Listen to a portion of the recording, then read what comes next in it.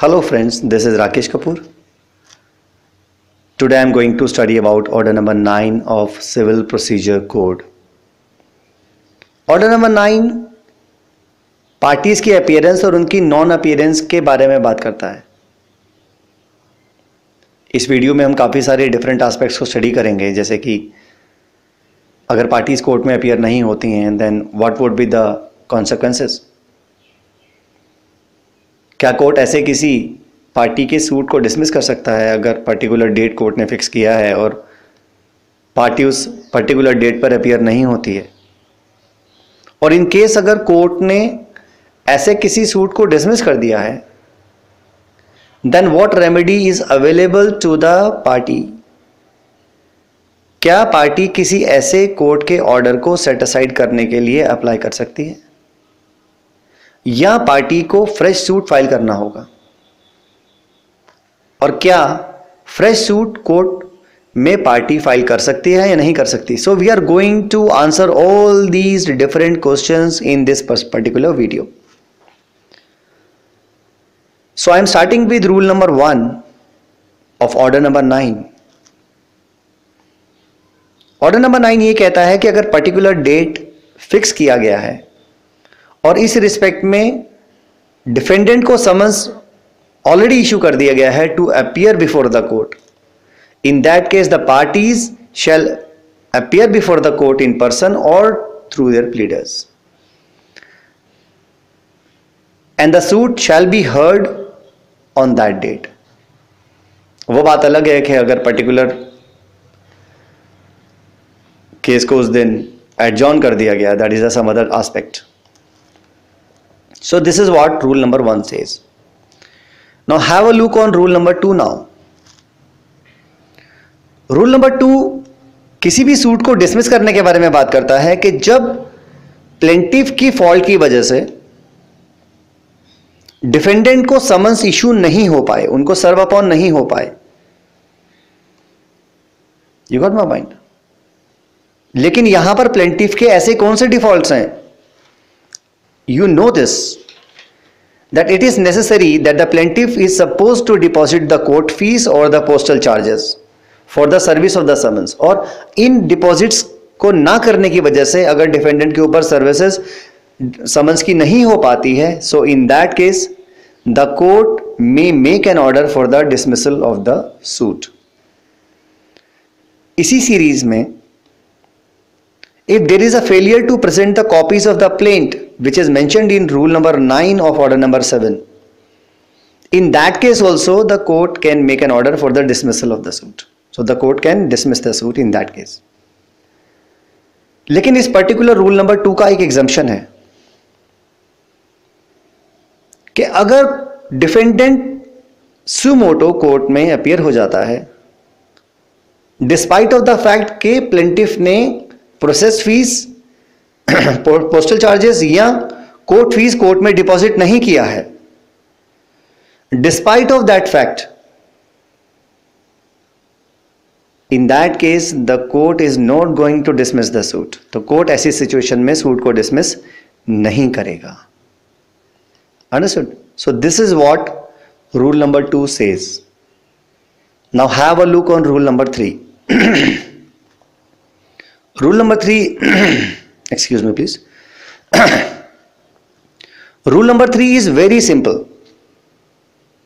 It's very simple. They say that in case both the parties they do not appear before the court on the particular date which is fixed for the hearing, यानी कि दोनों ही parties, ना तो plaintiff उस दिन appear हुआ ना defendant उस दिन अपीयर हुआ जिस दिन कोर्ट ने वो पर्टिकुलर डेट फिक्स किया था हियरिंग के लिए। तो कोर्ट के पास क्या ऑप्शन है? The court is not left with any other option except to dismiss the suit. लेकिन ये मैंडेटरी नहीं है कि कोर्ट ऐसे किसी सूट को डिसमिस करेगा ही करेगा, क्योंकि यहां पर जो वर्ड यूज किया है the court may make an order that the suit be dismiss, means यहां पर वर्ड शेल नहीं है। सो यहां पर कोर्ट के ऊपर एक डिस्क्रिशनरी पावर दी गई है कि दैट कोर्ट चाहे तो डिसमिस कर सकता है और ना चाहे तो डिसमिस नहीं भी करेगा, और शायद केस को डिसमिस ना करके उसको एडजॉर्न कर सकता है। You got my point?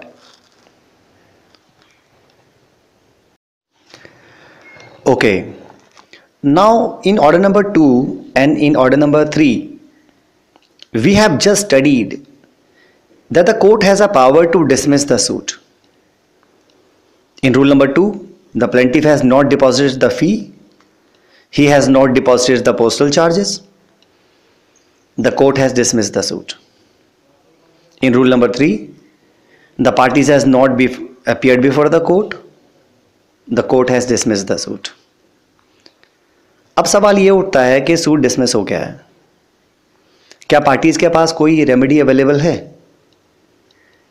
क्या वो ऐसे किसी डिसमिसल ऑर्डर को सेटिसाइड करने के लिए एप्लीकेशन मूव कर सकते हैं, या उनको फ्रेश सूट फाइल करना पड़ेगा? इन दोनों क्वेश्चंस के आंसर रूल नंबर 4 में लाई करते हैं. So let us have a look on rule number 4. Rule number 4 ये कहता है that the plaintiff may bring a fresh suit or the court may restore the suit to file. Meaning thereby, जहां पर कोई भी suit rule number 3 या rule number 2 में dismiss हो गया है और प्लेंटिफ का suit barred by law of limitation नहीं है, मींस उस सूट को फाइल करने के लिए जो लिमिटेशन का टाइम पीरियड है वो एक्सपायर नहीं हुआ है. So in that case he can bring a fresh suit, यानी कि डिसमिसल के बाद भी वो फ्रेश सूट फाइल कर सकते हैं अगर डिसमिसल ऑर्डर नंबर 2 या 3 में हुआ है. इसके अलावा उसके पास एक और ऑप्शन अवेलेबल है. अगर वो कोर्ट को इस बात के लिए सेटिस्फाई कर देता है कि उसके नॉन अपीयरेंस के लिए एक सर्टेन सफिशिएंट कॉज था, so he can apply the court to set aside the dismissal order. वो ऐसा किसी भी जो डिसमिसल का ऑर्डर है उसको सेट असाइड करने के लिए कोर्ट में अप्लाई कर सकता है और accordingly the court can proceed with the case. Now let us have a look on rule number 5.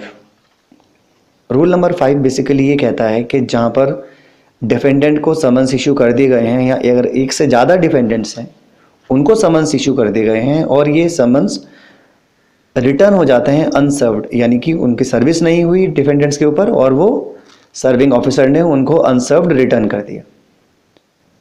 In that particular situation it's a duty of a plaintiff to apply to the court to issue the fresh summons within the 7 days from the date of its return.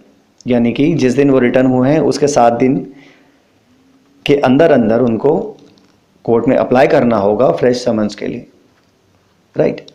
So in that case, if the plaintiff has not applied for the fresh summons, the court can dismiss the suit against such defendants. लेकिन इसके लिए हमारे पास 3 exemptions हैं. इस particular rule के लिए 3 exemptions हैं. What are these? Number 1, in case plaintiff court को satisfy कर देता है कि उसकी best endeavors के बावजूद भी वो डिफेंडेंट के रेजिडेंस को डिस्कवर नहीं कर पाता और इसी रीजन की वजह से सर्विस नहीं हो पाई. या number 2, he prove in the court that defendant is avoiding the service of the process of the summons. और या फिर कोई और सफिशिएंट रीजन है जिसकी वजह से कोर्ट उस टाइम को एक्सटेंड कर सकती है. Which time? 7 days. इस 7 days के टाइम को कोर्ट एक्सटेंड कर सकती है in this scenario. Now just for example, court ने इस पर्टिकुलर सूट को डिसमिस कर दिया. Now in sub rule number 2 of rule number 5, the plaintiff has an opportunity to bring a fresh suit against that order of dismissal, right? That's all for order number 9. Keep watching our other videos on Civil Procedure Code. Hope you have enjoyed. Thank you so much watching our video.